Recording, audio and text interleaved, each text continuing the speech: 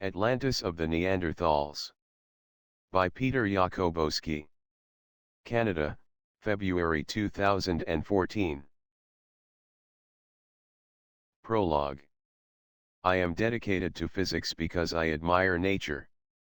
I consider nature admirable because it deserves the highest esteem. Why? Because it is organized, or self-organized, after some excellent plan. As long as we do not understand this plan, the natural phenomena would seem to as marvelous or even miraculous. However, as soon as we begin to comprehend, to grasp the meaning of our observations, we only see a wonderful sequence of the happenings. The effective cause of any natural happening is always only an outcome of some previous reasons. The chain of the reasons and the result seems to be going continuously from the deepest past to the present, and even to the future. Because not all miraculous things can be scientifically considered or explained, we also have to use our religion, in order to frame these miracles in our head, or to express them in words. For example, we cannot scientifically define who, when, and why could have decided, how the nature should be. We even have to admit that we cannot be sure, whether or not this question has any scientific sense. Therefore, in my first description of nature, for the reader having a religious problem to study a scientific origin of our life on Earth, I have proposed a kind of cosmic carousel of life. According to this simple idea, we can accept that our ancestors were put on this divine carousel sometime in the past, and our descendants will live on it until the end of time. At present, it does not matter, whether we believe that our first ancestors were bacteria, apes or our grand-grand-grandparents, the Neanderthals.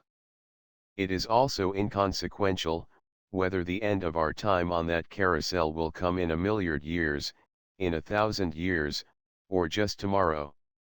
For the remaining readers it should be of course evident, that such a divine carousel of life is an equivalent of our scientifically defined cosmic hierarchy of the solar system.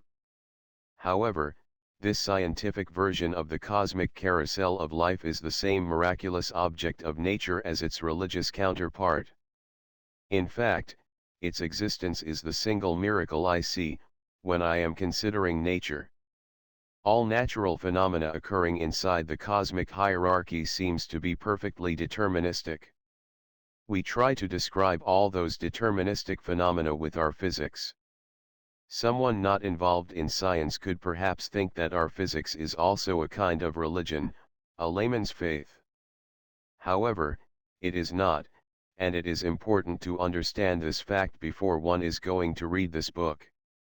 The only faithful aspect of all physics is the belief that physics, that means, our physical description of nature, is a relatively correct image of nature herself. The validity of this description cannot be proven directly in any way. We have to believe that it works. Nevertheless, physics can be verified experimentally precise. Each statement of physics has to be provable according to the corresponding definitions. If some statements in a specific version of physics are not provable by experiment, this does not mean that nature is non-deterministic or chaotic, but that this specific physical description is imperfect, and should be improved. Precisely for this reason I was forced to develop unified physics.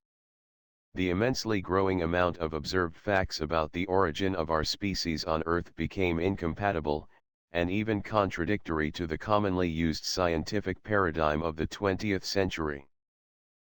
Many scientific and cultural leaders had recognized the urgent necessity to change this paradigm to a new, holistic one, joining our understanding of the inanimate matter of the cosmic hierarchy and the animated matter of all living organisms with the understanding of our spiritual and mental aspects of life.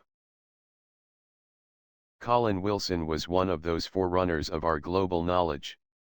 One of his recent books entitled, Atlantis and the Kingdom of the Neanderthals, 100,000 Years of Lost History, published with Bear and Company, Rochester, Vermont, 2006, will be our guide through my book Atlantis of the Neanderthals.